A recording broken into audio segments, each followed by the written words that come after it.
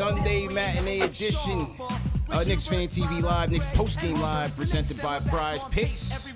Knicks get a much-needed bounce-back win today over the Clippers, 110-102. And while it is a rarity that RJ Barrett and Julius Randle have great games together, today was one of those, man. You had both of those guys setting a good tone, but today was RJ's day, man.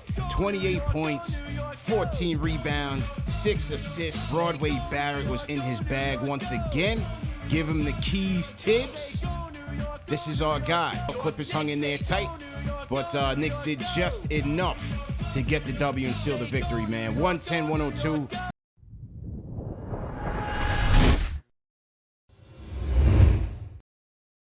It's really rare, as you said, when we see RJ and Randle thriving together, but you got to have the ball in RJ's hands. Got to put the ball in Broadway's hands, man.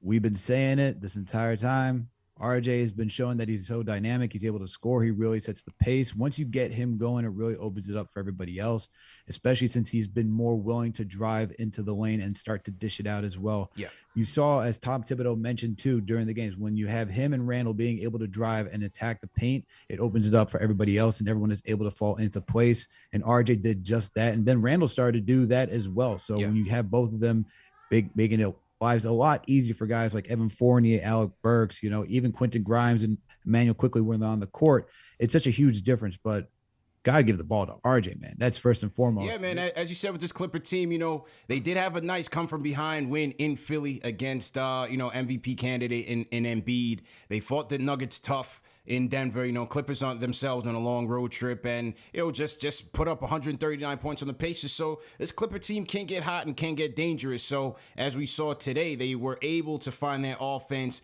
Both teams struggling offensively to find some consistency all year, but they both bounced back, man. Great bounce back shooting night for the Knicks. They were 44% from downtown, 16-36 from downtown. RJ, Julius, Fournier, Burks kind of set that tone early in the game. Free throws, which have bedeviled this team, bounce back, man. 84% from the charity stripe, 16-19. Julius and RJ going 12 out of 13, 7-7. Perfect night for RJ on the stripe. And we just see with RJ, man, we went to the game against the Timberwolves, and when Kemba comes back, things change. He becomes more of the corner three specialist. You know what I'm saying? Mm-hmm. It's a lot less action in RJ's hands, and Tibbs has got to figure it out where, again, no Kemba today. They rested him on the first of a back-to-back, so clearly he's not going to go. But regardless of who's in there at the point, they've got to be playing off of RJ and not the other way around.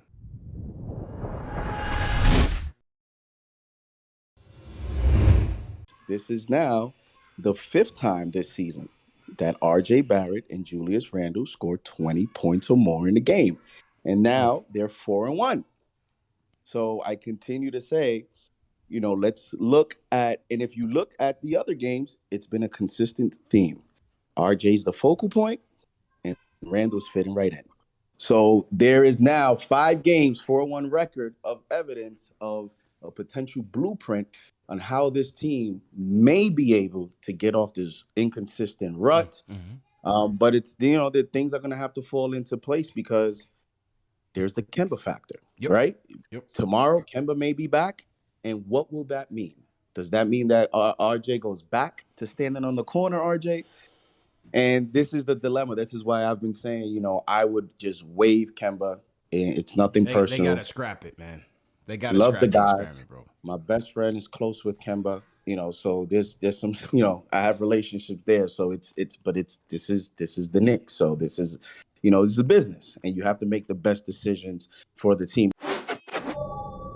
Let's go. Big time win. We needed this win. It was a mandatory win. We should have went 4-0 like we said we was at the beginning of the week, but we didn't. But we needed this W today. Big time game by RJ Broadway Barrett. Rude boy doing what the shotters, man. The shotters he creating, doing all types of stuff. He pushing the pace, you know what I'm saying? Shout out to Julius Randle having a good game. You also need Batman and Robin. If I can't have Batman and Robin, I need Kato and the Green Hornet. You know what I'm saying? I need all our fantastic Avengers on that court doing what they do. Cam got a little bit of action today. No, his ankle is still tweaked, so we only want to test it a little bit. If it's 107 degrees out there in that summertime and you're going to get in the pool, why you touch the water before you jump in?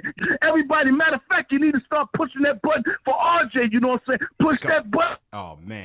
Just know inside your heart you rooted for our man. Push that button for RJ for the All-Star game. Why? You know what I'm saying? He's a major dude. He top 15 in the jersey sales right there. But also, RJ, that means you got a target on your back. That means they looking at you different. You got to continue on critiquing and adding to your game, you know what I'm saying? I don't need no minus sign. I need you to continue on putting plus sign. That hunger you said you had at that interview, I need you to continue on not only eating, I need you to get full at the table, you know what I'm saying? Make sure your stomach is full when you finish eating. Each and every night when you go out there on that court, you want to be our leader, you need to be our leader. We with you with being a leader, you know what I'm saying? But continue on doing what you're doing. Stay hungry, you know what I'm saying? Talk to your players. Call your players in the morning. Let them see how they doing before the game. That's what leaders do. Tap your man on the back when he do something wrong. Don't just tap him on the back when he do something good. That's what a leader do, you know what I'm saying? So that's what I need RJ to do.